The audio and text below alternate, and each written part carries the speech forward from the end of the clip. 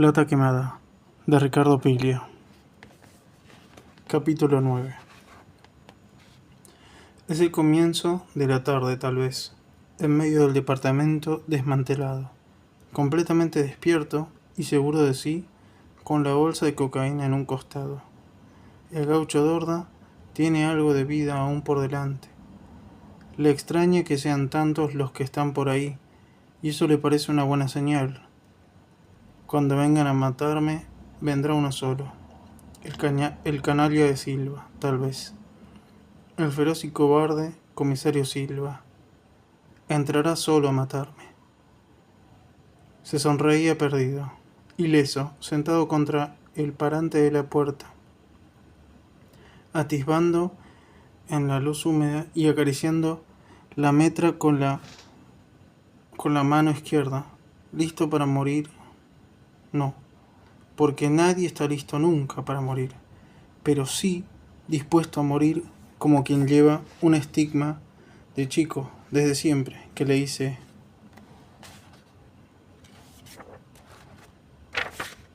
vos vas a terminar mal. Rodeado, aislado en su covacha, encerrado en el círculo muerto, en medio de un departamento sitiado, sin poder moverse, está dispuesto a morir. Los dichos de la afinada le vuelven como un rezo. Vos vas a terminar mal. Es decir, muerto de un tiro, herido por la espalda, traicionado, y sin embargo había terminado bien, entero, sin traicionar a nadie, sin dar el brazo a torcer.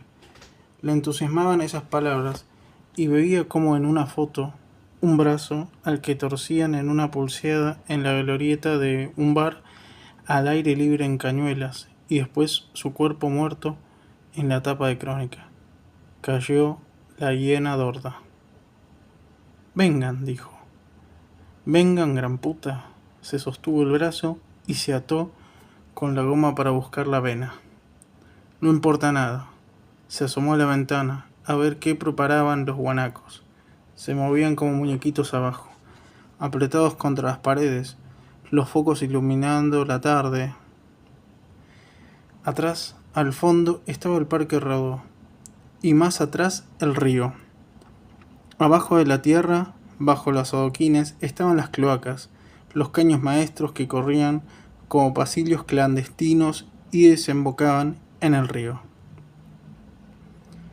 Escapar por los sótanos, cavar un túnel con las manos, salir por los pasadizos hasta el desagüe, subir por la escalera de fierro, levantar la tapa y salir al aire libre. Los curas tenían el colegio en medio del campo, con árboles y quintas y altos muros. Pupilo, ¿te vas, Pupilo? Y él había pensado primero en un ojo que lo miraba mientras dormía, el ojo del colorado Jara, el celador, tuerto, con un ojo lechoso, blanquecino, que les pegaba en el cuerpo para que no se vieran las marcas. El gaucho se meaba en la cama, y lo obligaban a sacar del colchón y caminar delante de todos, que se reían de él mientras cargaba el colchón para llevarlo a secar al sol y andaba por el patio sin llorar. El gaucho, hasta que lo mandaban a las duchas, y ahí sí, con el agua que le cae por la cara, puede llorar sin que nadie se dé cuenta. No sea marica, Dorda, no sea puto. Se mea encima el manflorón. Y se reían los otros, y él se les tiraba encima y se revolcaban en la tierra a los golpes. Pupilo, la madre se lo había sacado de encima, y la palabra le sonó rara al oírla, como una maldición.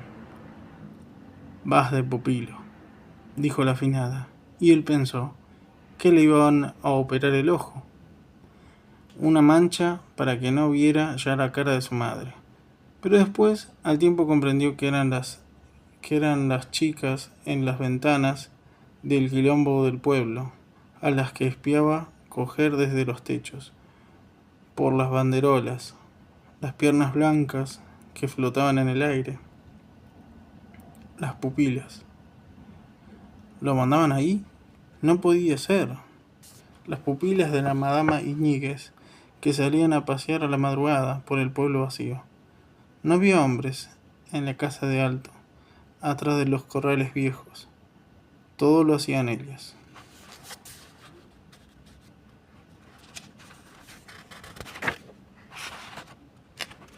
Las mujeres. Solo había un mucamo al que echaron al poco tiempo. Todas mujeres regenteando el prostíbulo. Atrás de la estación de María Juana. La Rosita fue la primera mujer con la que estuvo. No hablaba en cristiano. Le sonreía y decía unas palabras, en un idioma raro, mezclado con algunas palabras en argentino. Lindo machito, pagame un canario. Entrame, querido. Dicho con aire indiferente, como si hiciera cuentas o recitara las palabras recordadas de un sueño. Eran iguales. Él y la rusa no sabían decir bien lo que sentían. La iba a ver y se sentaba con ella, y la miraba tocarse entre las piernas, y por eso le pagaba lo que había ganado, o lo que había robado, por las quintas, en los galpones de la estación, en los fondos del almacén del turco Abad. No decían nada, el gaucho hablaba poco ya en ese tiempo, tenía 14, 13, rubio, ojos claros, cara de galleta, y a veces oía en los tubitos el aire del cerebro sonar como una música dulce, la voz pura e inexplicable de la rusita, que le hablaba en idioma y también le decía lindo, machito, y aprendió a decir mi gaucho rubio, y también otras palabras cariñosas, como un canto incomprensible, que solo ellos dos entendían, y que le entraban al gaucho en las estretelas del corazón. Trataba de explicarle, el gaucho, las arborescencias que hay en el corazón. Son como una entradera alimentada por la sangre. Ella, ¿entendía? Él le trataba de explicar, y ella sabía que no era en las mujeres donde él buscaba el amor, que le entibiara el alma. Quería decirle cosas así como las canciones que escuchaba la afinada, pero no le salía la voz. Ensayaba lo que iba a decirle, pero se le trababan las palabras. Entonces ella lo miraba, sonriendo, como si comprendiera que el gaucho era distinto a los demás, no afeminado, muy machito, pero diferente a los demás. Un invertido, se decía en el campo, un mariquita, no. Y ella se hacía las uñas de los pies, desnuda, sentada en la cama. El olor de la acetona lo mareaba y lo calentaba. Le daban ganas de pintarse las uñas y miraba a la mujer con los pedacitos de algodón que le separaban los deditos de los pies, y él hubiera querido arrodillarse a besarla, como una virgen, pero no se animaba y seguía quieto,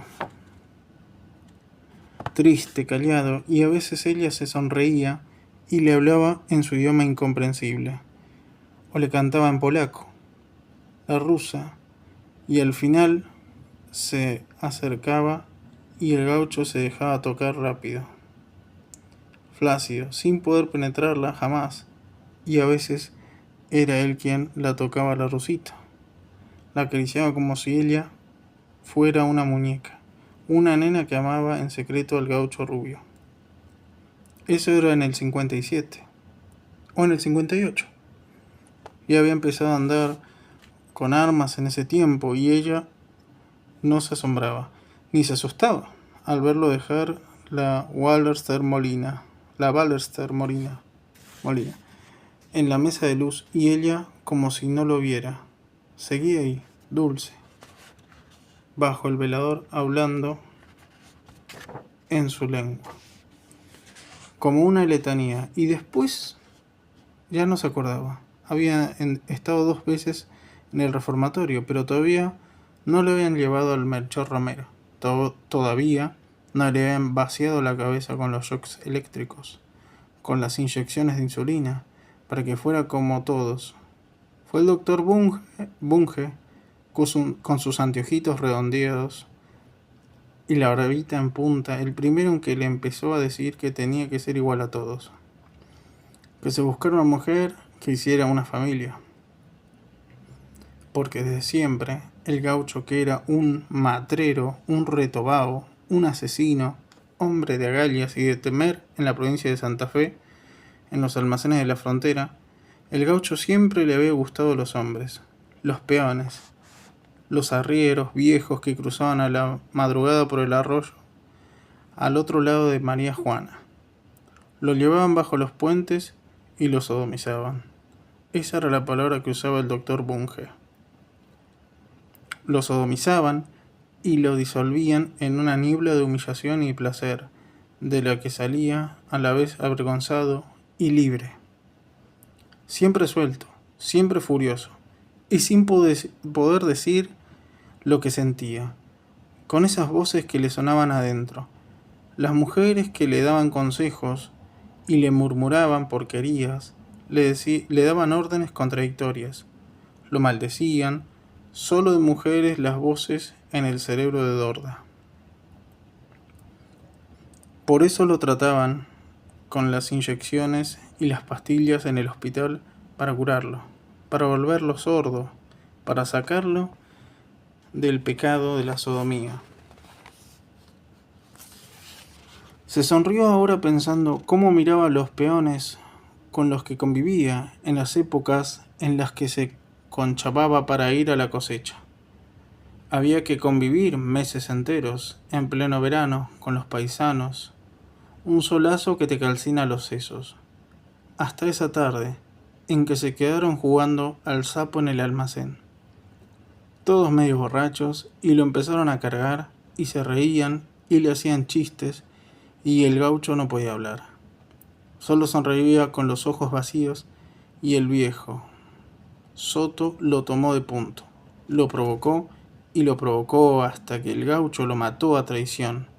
Lo dejó seco, cuando Soto estaba subiendo muy borracho al zaino y boleaba la pata y no alcanzaba el estribo.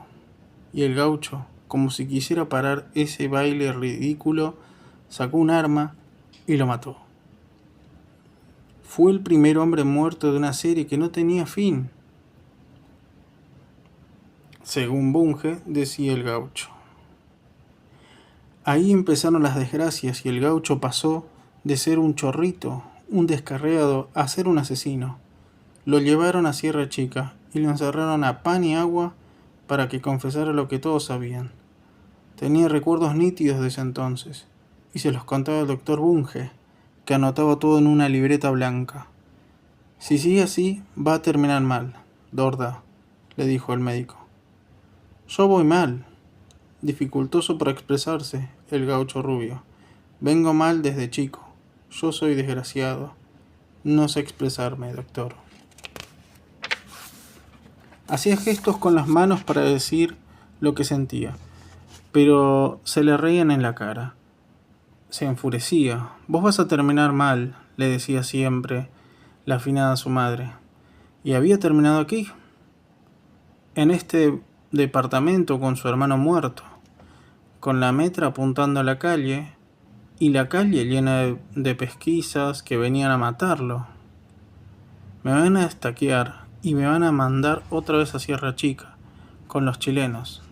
Eran terribles los chilenos. Lo trataban como un animal. Ahí no vuelvo. A Sierra Chica no me llevan más. Se asomó por la ventana con el nene tirado en el piso. La medallita entre los dos.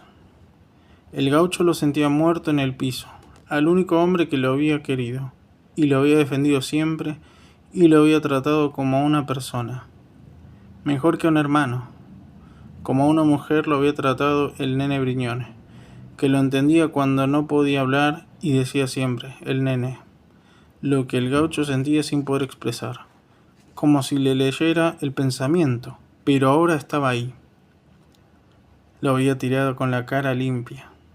El nene, lleno de sangre, boca arriba, muerto. Se asomó por las ventanas y miró hacia la calle. Había una rara quietud abajo. Arriba los oía moverse a los pesquisas como si se arrastraran, como si movieran una chapa acanalada. «Vengan, gran puta», gritó. «Me quedan todavía 2 cajones de balas». Pudo decirlo y pudo pensar, sin decirlo. Tengo un paquete de droga, una bolsa de cocaína. Para seguir despierto, había resistido tantas horas, había llegado la mañana y el mediodía y no había podido sacarlos de dentro. Se ponía las bolsas en la cara y la aspiraba y sentía que lo liberaba y lo llenaba le llenaba la garganta como un aire sereno, una frescura limpia que lo despejaba y le hacía pensar que iba a poder salir, salvarse. Se iba a ir llevándose con él a todos, los guanacos que pudiera. Eso se había jurado, sin decírselo al nene Briñones y el gaucho rubio. En un costado habían hecho las marquitas, con el cortapluma en el marco de la puerta. Cada mierda que caía. Iban cuantos. Le costaba contar cerca de 10 o 12. Si tuviera una bomba, si tuviera dinamita, se la ataría en la cintura y se tiraba a la calle, donde estaban todos los canas esperando verlo morir, que volara en pedazos con ellos. No estaban acostumbrados a enfrentarse con hombres que les hicieran frente y que no arrugaran. Estaban acostumbrados los mandrias a verduguear, a atarte en el elástico de una cama y darte máquina hasta reventarte. Pero cuando encuentran un tipo que se planta, no se animan.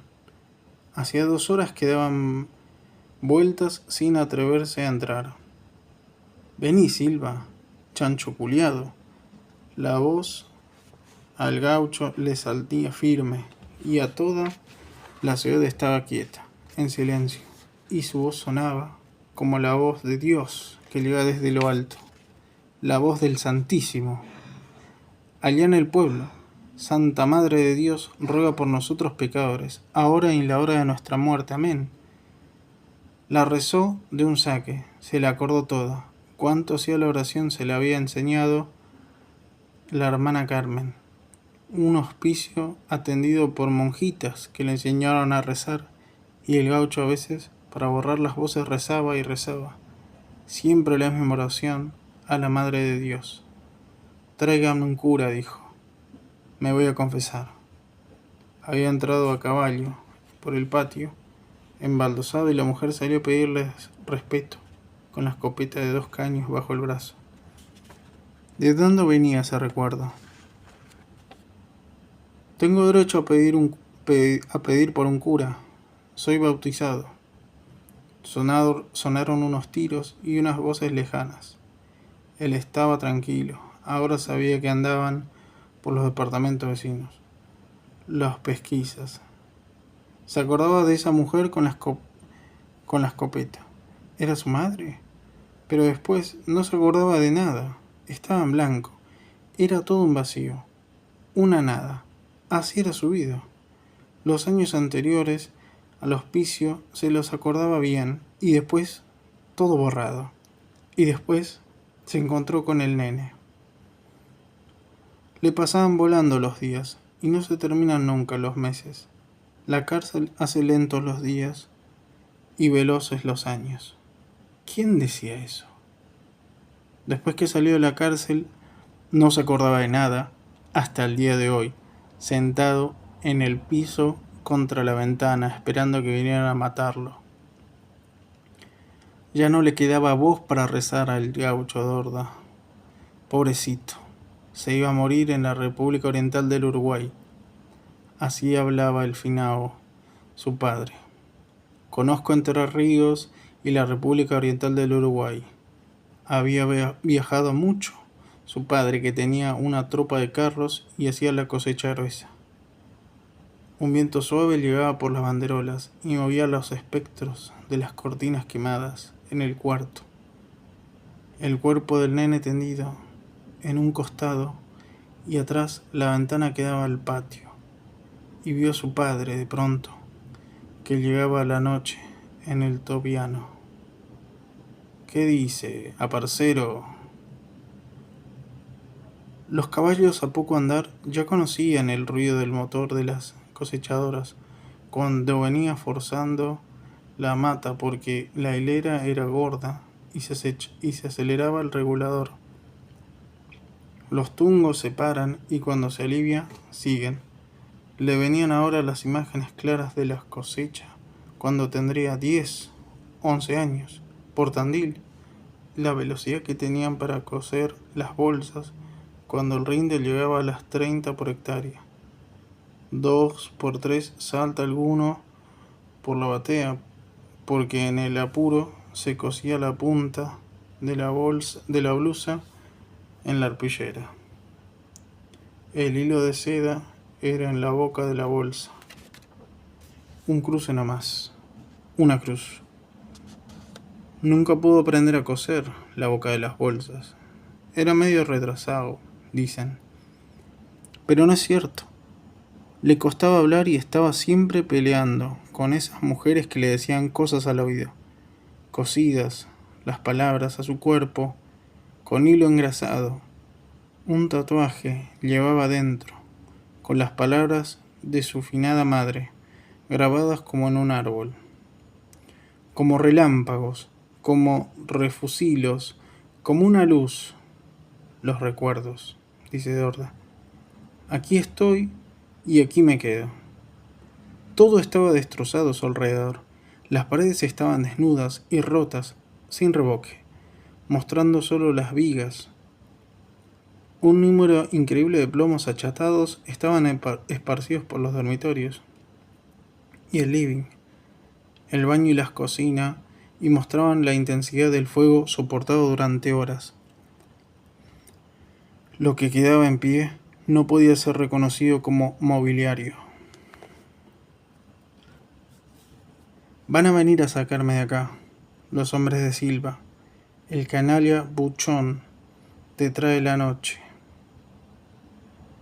En el piso se encontraron 2 pistolas 45, una subametralladora PAM y un revólver calibre 38. En 2 destartalados cajones quedaban unos pocos proyectiles. Ese era el arsenal con el que los 3 pistoleros habían resistido durante 15 horas el asedio de más de 300 policías.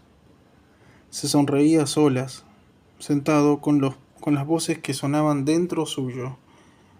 Bajás ahora. Tiro una ráfaga para que supieran que seguía ahí.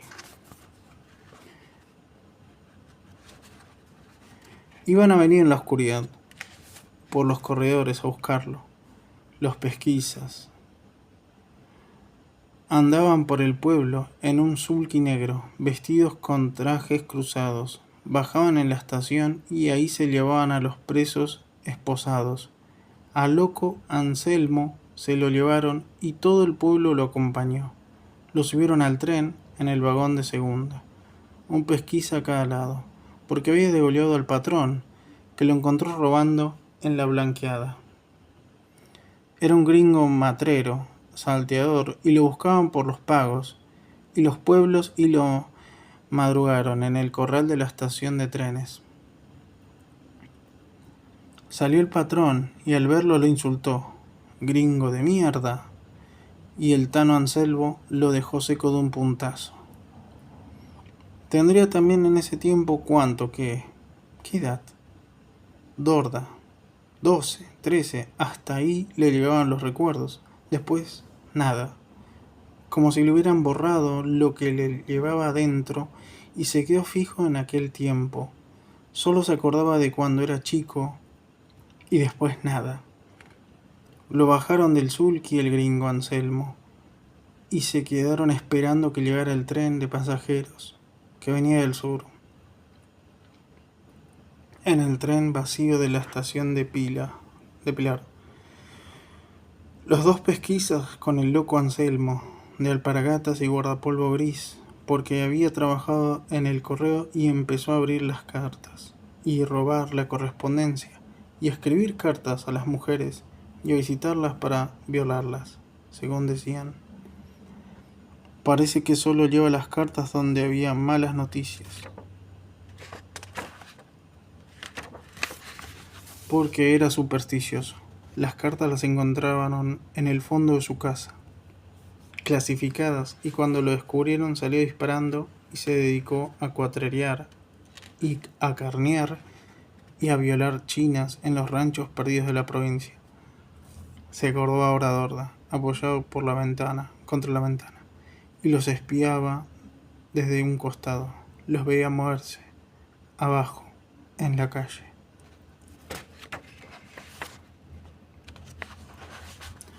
El matrero iba esposado con las manos adelante, las manos atadas sobre la cintura, pero mirando con altivez, orgulloso de ser un mal hombre, un rebelde.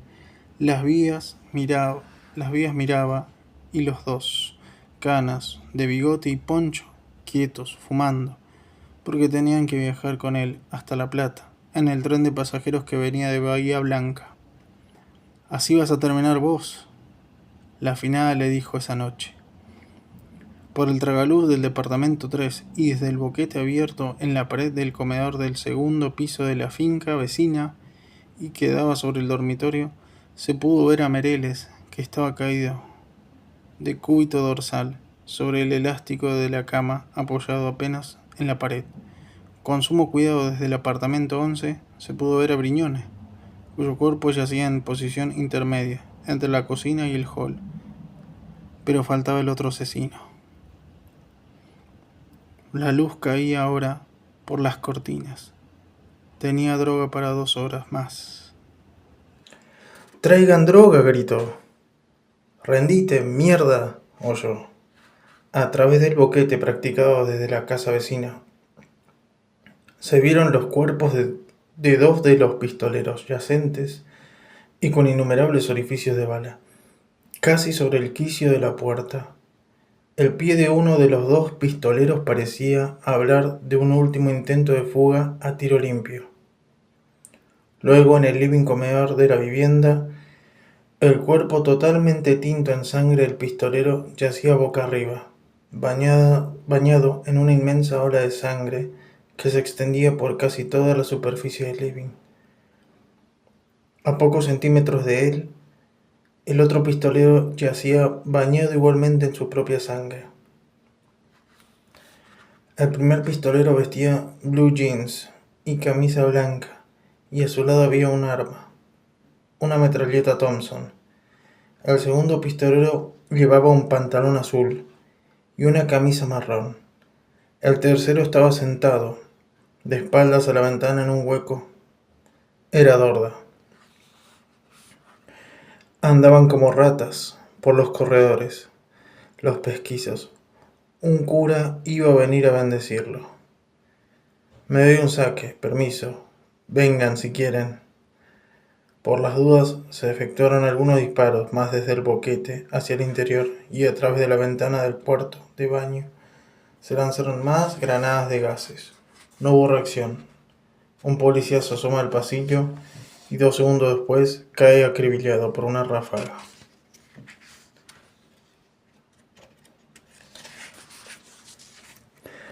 La puerta de entrada a la vivienda colgada, como una enseña petrificada de la muerte, sobre sus goznes inferiores, y había en ella 1000 perforaciones de bala, un reguero de astillas y una atmósfera de humo, pólvora y sangre llenaba el pasillo. Siempre había sido objeto de interés para los médicos, los psiquiatras, el criminal nato, el hombre que se ha desgraciado de chico, muere en su ley. Era un destino al que no podía escapar y al que era conducido como Anselmo en el vagón de segunda del ferrocarril del sur. No le gustaba el campo. Todo igual de plano, se escapaba a la siesta y se subía a las cosechadoras. Tenía un asiento de fierro agujereado que apenas si se entra muy arriba como una palanca para frenar. Había tenido la suerte de montar los percherones que se ataban a la sidera, con recados en la cincha con un cuarto hecho de lonjas para que el carro saliera del pantano. Cuando se llegaba a la loma, se descansaba a la orilla del alambrado, por dos razones: porque se visualizaba panorámico el camino y porque en las lomas suele haber vizcacheras y se las puede agarrar con la ayuda de los perros. Llegó a la ciudad y se fue a vivir a una pensión, por Barracas, pero eso no habla, ni se acuerda así. Dentro de la vivienda, en la alcoba de la cama doble, no quedaba sino un montón de madera deshecha por las explosiones de las granadas lacrimógenas y las ráfagas de las ametralladoras. Chorreaba sangre todo el lugar. Era como si además en la vivienda hubiera entrado una casa de demoliciones y de la obra muerta de la casa no hubiera quedado nada. Solamente estaban en pie las paredes maestras. Los policías no se animaban a pasar. No podía saberse a estas alturas si los tres pistoleros se habían suicidado. Habían muerto de alguna de las ráfagas de ametralladora que le dispararon contra la puerta del departamento de enfrente, o habían muerto de la bomba de mano que se dice que les arrojaron desde la planta superior, por un agujero abierto en el techo, con una máquina perforadora. Dodo estaba ahí, con las armas a su alcance, pensando cómo disparar hasta el final. Se había dado un pico de cocaína. ¿Te acordás, nene? Cuando ibas por el medio de la calle de chico buscando huevos de paloma en Bolívar en el verano. Se bañaban en la laguna Barrosa y pinchaban los huevitos con un alfiler y se los tragaban de un saque. Del campo no queda nada. Está todo vigilado por los pesquisas. Tenía esas imágenes rápidas. Un camino y un auto que llegaba con unos tipos armados. Las voces le decían cosas incomprensibles. Le hablaban a veces con el idioma dulce de la polaquita de la mueblada. Vaya a saber qué quería decir. Cuánto habría sufrido la pobre. Tan linda mujer. La trajeron engañada para casarla con un hombre de posición, pero enseguida la encerraron en un barco y la llevaron al interior y la hicieron trabajar en la casa de Madama Iñiguez, la chilena. Era una campesina que sabía coser y hacer goulash, y la trajeron para que pudiera tener una familia, lejos de la guerra y del hambre. Una vez pensó, como dormido, como si le hubiera oído, que lo mejor era matarla. Oyó que ella le estaba pidiendo que la matara. No quiso, no quería. Trató de sacarse la idea de la cabeza. Se le prendía como un bicho, como una garrapata. La voz y el gaucho cerró los ojos, porque la chica estaba sentada en el pie de la cama, desnuda, con el pelo colorado que le llegaba a la cintura, y él adentro del cerebro escuchaba esa grampa como de alambre que transmitía. Una voz le dijo que la matara. Le hablaba en ese idioma de ella que nadie entendía en esta región, y sin embargo las palabras le decían que por favor la salvara y le evitara ese sufrimiento de estar con esos paisanos brutos de las provincias vecinas.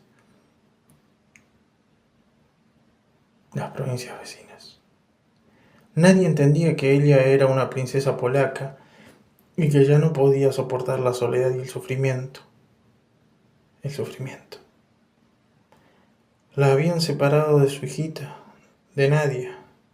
Se le había llevado un médico porque le dijo que tenía tifus. Tifus. Le dio 100 pesos y se llevó a la nena envuelta en una pañoleta y la subieron a un carro y la bajaron en un prostíbulo de Chivilcoy. Le contó Dorda Bunge, y el gaucho entendió esas palabras, las palabras que decía la polaca, la cautiva, como si fueran contraseñas. y ella le dijo que se la llevaron en un carro y la trajeron a la provincia de Santa Fe, a trabajar con los peones de las cosechas, a seguir los campamentos, y ahora estaba perdida, y vivía en un cuartito especial porque los negros la preferían, porque ella era una mujer de pelo colorado, una europea. Pero quería morir, y lo dejaba al gaucho, que le acariciara los pies y le sirviera de sirviente, y desnuda, de cara al espejo. Lo miraba con esos ojos de princesa y le pedía que la matara. Y el gaucho le hizo caso a la voz que le ordenaba suavemente lo que tenía que hacer: buscar la vareta en la caña de la bota y apuntarla a los ojos. Y en ese momento ella mostró una cara de asombro y de terror que el gaucho nunca pudo olvidar. Le quedó para siempre, como una estampa, la certeza de que quizás ella se había asustado a último momento, como le pasa a los suicidas que se arrepienten y tratan de vivir. Y ella estaba desnuda, con el pelo rojo suelto sobre la espalda, y alzó la mano, así, en un gesto de piedad y de asombro, mientras el gaucho le volaba la cabeza. Ahí se lo llevaron al frenopático.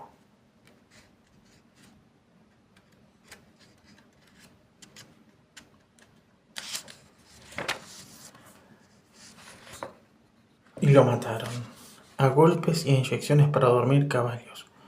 Unas pichicatas que le daban y lo dejaban como muerto en vida. Le hacían doler todos los huesos y estaba todo el día tirado en la cama. Asesino de mujeres indefensas, ahogado en el chaleco de fuerza, en una pieza con otros locos que hablaban de la guerra y de la lotería, y él se quedaba quieto pensando y escuchando las voces y la voz de la Rosita que le pedía que la matara. Y una tarde un loquito, el loco Galvez, apareció con una tijera pico del oro que robó en la enfermería y liberó a todos los locos furiosos y los dejó escapar. Era la Navidad de 1963 y todos estaban ocupados en los festejos, y el gaucho se tomó un tren en Gonet y se bajó en Constitución. Y empezó a dormir en la estación. Y ahí fue donde lo conoció el nene, que llegaba de Mar del Plata, con una valija después de haber ganado un platal en el casino, y le vio cara conocida. Habían estado juntos en Batán, de chicos, en el instituto de menores, y se lo llevó a vivir con él, Briñone. Tenía esa imagen del nene que venía por el andén divertido y con la valija, como si lo estuviera buscando, y el gaucho estaba acostado en un banco contra la pared, en el final del andén, y el nene se le acercó y le dijo: a vos te conozco, sos de Santa Fe, sos el gaucho rubio, estuvimos juntos en Batán. La memoria del gaucho no andaba bien, pero cuando vio esa cara en la neblina del amanecer, elegante y alegre, supo que era cierto. Parecía un Cristo el nene, parado con la claridad de la estación. El comisario Silva logró escurrirse hasta el departamento del segundo piso y se lanzó a través de la puerta completamente destrozada, disparando con su ametralladora ráfagas en todos los sentidos. El último pistolero, el gaucho Dorda, se había puesto de pie tambaleante. Terminado. Ya. Hizo un esfuerzo y disparó su metra, pero no logró alcanzarlo. Estaba demasiado débil y sintió que Silva estaba demasiado lejos, en la claridad de la tarde. Entonces se dejó caer, como quien se duerme después de una noche de insomnio. Con las debidas precauciones, los policías se fueron acercando, comprobando entonces que dos de los pistoleros, el Cuervo Mereles y el nene Briñone, estaban abatidos en el suelo, y el tercero muy mal herido y al borde mismo de la muerte. Poco después se oyó el grito del jefe de policía indicando hacia la calle que cesaran el fuego, ya que los pistoleros no ofrecían resistencia alguna. Desde la posición en la que ese policía se encontraba, se veían los pies de uno de los delincuentes, que estaba tirado muy cerca de la puerta.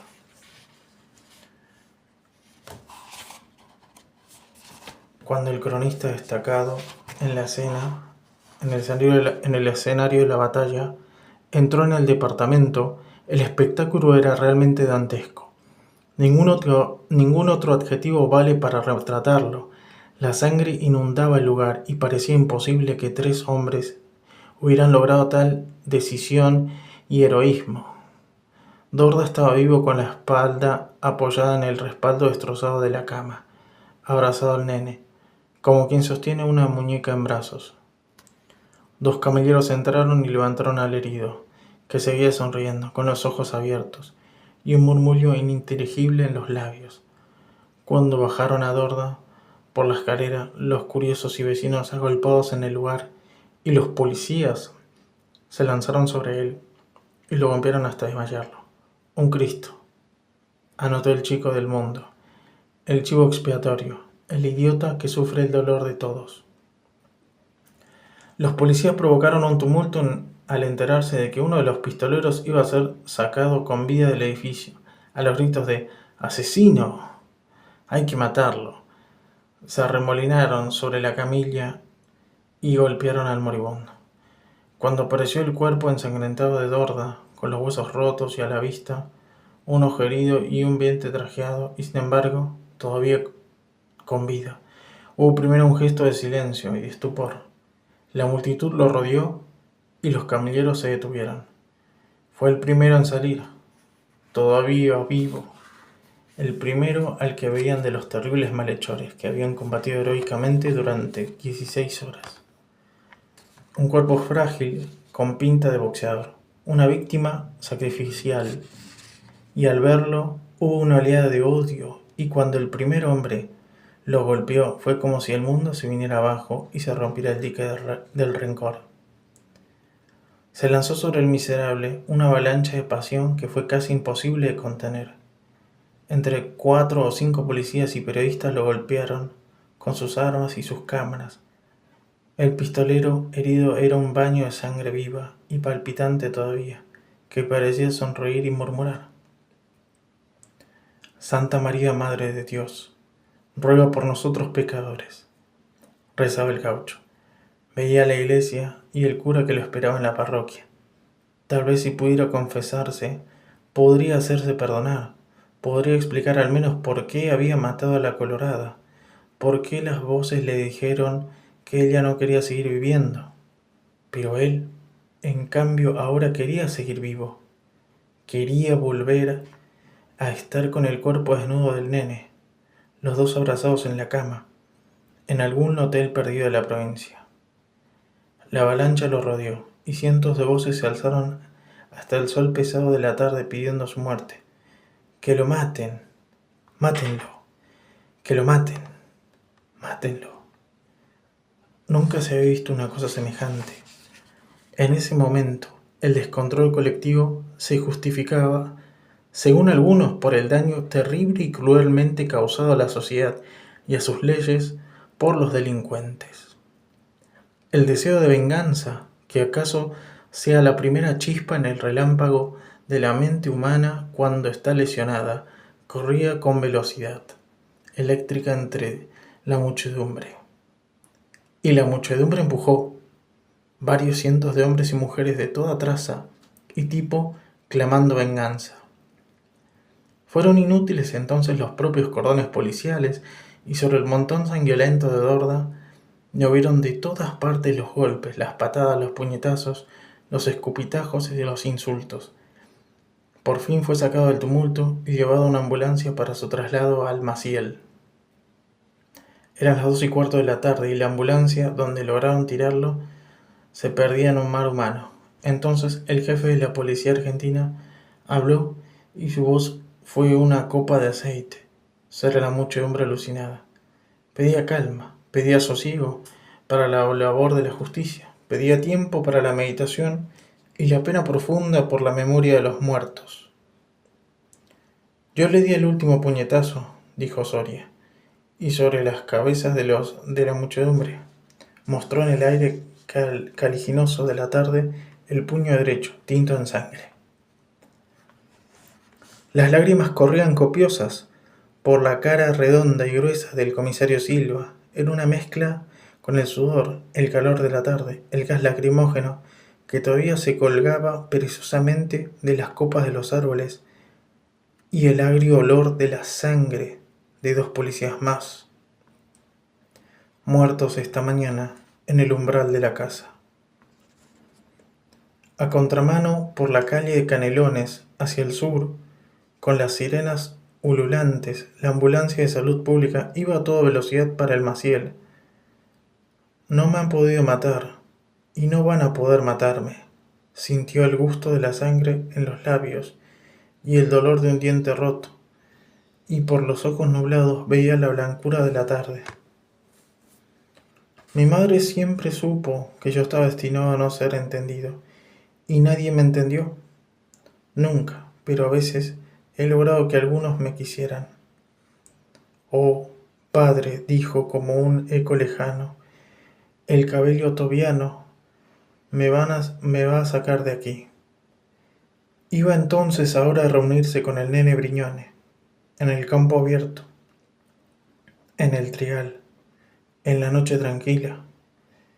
La sirena de la ambulancia se alejó y se perdió al doblar la esquina de Herrera y la calle quedó por fin vacía. Epílogo. Esta novela cuenta una historia real. Se trata de un caso menor y ya olvidado de la crónica policial que adquirió, sin embargo, para mí, a medida que investigaba, la luz y el pathos de una leyenda. Los hechos ocurrieron en 2 ciudades, Buenos Aires y Montevideo, entre el 21 de septiembre y el 6 de noviembre de 1965. He respetado la continuidad de la acción y, en lo posible, el lenguaje de los protagonistas y los testigos de la historia. No siempre los diálogos o las opiniones transcriptas se corresponden con exactitud al lugar donde se enuncian, pero siempre he reconstruido con materiales verdaderos los dichos y las acciones de los personajes. He tratado de tener presente en todo el libro el registro estilístico y el gesto metafórico, como lo llamaba Brecht, de los relatos sociales cuyo tema es la violencia ilegal. El conjunto del material documental ha sido usado según las exigencias de la trama, es decir, que cuando no he podido comprobar los hechos en fuentes directas, he preferido omitir los acontecimientos. Esto explica que la gran incógnita, el momento fantástico del libro, sea la misteriosa desaparición de Enrique Mario Malito, el jefe de la gavilla. Nadie sabe realmente qué sucedió con él en las horas que siguieron a la encerrona. Existen varias hipótesis sobre su destino, pero yo he respetado la intriga que tejieron los protagonistas. Algunos dicen que se desprendió de la banda en el momento de ser sorprendidos al cambiar las chapas del Studebaker y que viajaba en el Hillman, que se alejó de la calle Marmajará antes del enfrentamiento con la policía. Tenía una cita con Briñone para el día siguiente, pero la sucesión de caídas y el bloqueo del departamento cortaron la conexión. La versión más verosímil asegura que a pesar de estar aislado y sin contactos, logró escapar y cruzar a Buenos Aires, y que murió en un tiroteo en Floresta en 1969. La versión más extravagante dice que consiguió huir por los techos del edificio justo cuando llegó la policía y que se escondió en un tanque de agua, donde se mantuvo a salvo durante los 2 días hasta que pudo llegar al Paraguay y vivió en Asunción hasta su muerte, de cáncer, en 1982, con un nombre cambiado, Aníbal Stoker, según las fuentes. Por su parte, el gaucho Dorda se recuperó de las heridas y fue extraditado a Buenos Aires, y murió al año siguiente, asesinado durante una rebelión de presos, en la cárcel de Caseros, según parece ejecutado por un infiltrado de la policía, durante su estadía en el hospital y en la cárcel, en el Uruguay. En enero y febrero de 1966 fue entrevistado por el enviado del diario El Mundo de Buenos Aires, que publicó parte de las declaraciones de Dorda en 2 notas, el 14 y el 15 de marzo de 1966. También tuve acceso a la transcripción de los interrogatorios a Dorda que constan en los archivos del caso y a los informes psiquiátricos del doctor Amadeo Bunge. Debo agradecer a mi amigo, el doctor Aníbal Reinal, fiscal de la primera instancia, la posibilidad de consultar y fichar esos materiales. Fue para mí de gran valor la ayuda del fiscal del Juzgado 12 de Montevideo, doctor Nelson Sacia, quien me permitió trabajar con las declaraciones testimoniales y los legajos judiciales del caso. Conocí de este modo los testimonios de Margarita Taibo, Nando Heilein, Yamandú, Raymond Acevedo, entre otros implicados. En Buenos Aires fue el abogado Raúl Anaya quien me permitió consultar las actas de los interrogatorios a Blanca Galeano, Fontán Reyes, Carlos Nino y demás imputados en la causa. Tuvo acceso también al descargo y la declaración del comisario Cayetano Silva en el sumario interno al que fue sometido por la policía por presunto cohecho y del que fue sobreseído. La otra fuente importante para este libro ha sido la transcripción de las grabaciones secretas realizadas por la policía en el departamento de la calle Herrera y Oves, a las que tuve acceso gracias a un dictamen del doctor Sacia, quien me posibilitó trabajar con ese material confidencial. En noviembre de 1965 se publicó la En Marcha de Montevideo, una extensa entrevista de Carlos Gutiérrez al radiotelegrafista uruguayo Roque Pérez, a cargo del control técnico de las grabaciones. Por supuesto, he consultado el archivo de los diarios de la época, especialmente Crónica, Clarín, La Nación y La Razón de Buenos Aires, y El Día, Acción, El País y Debate de Montevideo. Fueron de especial utilidad las crónicas y las notas a quien firmaba E.R., que cubrió el asalto y fue el enviado especial del diario argentino El Mundo al lugar de los hechos. He reproducido libremente esos materiales, sin los cuales hubiera sido imposible reconstruir con fidelidad los hechos narrados en este libro. Debo a la generosidad de mi amigo, el escultor Carlos Bocardo, que vivía en Montevideo, cómo sucedieron los acontecimientos de la calle Herrera y Oves, una serie de precisiones y de materiales que me ayudaron a redactar las distintas versiones de la historia. 2. La primera conexión de la historia narrada en este libro, como sucede siempre en toda trama que no sea de ficción, surgió por azar, una tarde, a fines de marzo o principios de abril de 1966. En un tren que seguía viaje a Bolivia, conocí a Blanca Galeano, a quien los diarios llamaban la concubina del pistolero Mereles. Tenía 16 años, pero parecía una mujer de 30 y estaba huyendo. Me contó una historia rarísima, que le creía a medias, y pensé que su relato estaba encaminado a que yo le pagara, como sucedió, las comidas en el restaurante del tren.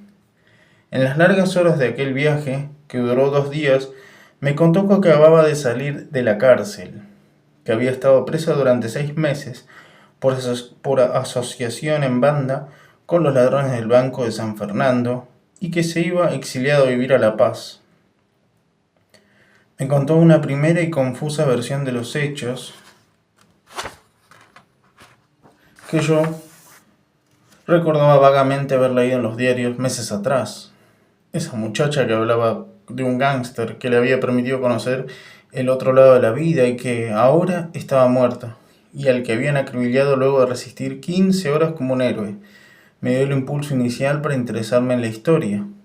Había como 300 canas y ellos se aguantaron encerrados ahí y nadie pudo sacarlos. Decía la nena, con un lenguaje que sonaba hostil, como suele sonar el lenguaje cuando se lo usa para contar una derrota. La chica había abandonado el secundario, se había hecho adicta a la cocaína, según comprobé al rato de viajar con ella. Decía ser hija de un juez y juraba que estaba embarazada del cuervo. Ella me habló de los mellizos, del nene Briñone y del gaucho Dorda y de Malito y el Chueco Bazán. Y yo la escuché, como si me encontrara frente a una versión argentina de una tragedia griega. Los héroes deciden enfrentar lo imposible y resistir, y eligen la muerte como destino. Bajé en San Salvador de Jujuy porque quería llegar hasta Yaví para la procesión de Semana Santa. El tren se detuvo media hora para cambiar de trocha y ella bajó conmigo y nos despedimos en un bar de chapa al costado del andén donde tomamos cerveza brasileña. Después, la chica siguió sola el viaje a La Paz y nunca más la vi. Recuerdo que en el tren y en la estación y luego en el hotel tomé algunas notas de lo que me contó porque en aquel tiempo yo consideraba que un escritor debía ir a todos lados con una libreta de notas. Y poco después, en 1968 y 1969, inicié la investigación y escribí una primera versión de este libro. Siempre serán misteriosas para mí las razones por las que algunas historias se resisten durante años a ser contadas y exigen un tiempo propio. Abandoné el proyecto en 1970 y mandé los borradores y los materiales a la casa de mi hermano. Hace un tiempo, en medio de una mudanza, encontré la caja con los manuscritos y los documentos en los que estaban los resultados principales de la investigación y la primera redacción del libro. En el verano de 1996, comencé a escribir de nuevo por completo la novela, tratando de ser absolutamente fiel a la verdad de los hechos. Los acontecimientos estaban ahora tan distantes y tan cerrados que parecían el recuerdo perdido de una experiencia vivida. Casi los había olvidado ya y eran nuevos y casi desconocidos para mí luego de más de 30 años. Esa lejanía me ha ayudado a trabajar la historia como si se tratara el relato de un sueño. Me parece que ese sueño empieza con una imagen. Me gustaría terminar este libro con el recuerdo de esa imagen, es decir, con el recuerdo de la muchacha que se va en el tren a Bolivia y asoma su cara por la ventanilla y me mira seria, sin un gesto de saludo, quieta, mientras yo la veo alejarse, parado en el andén de la estación vacía. Buenos Aires, 25 de julio de 1997.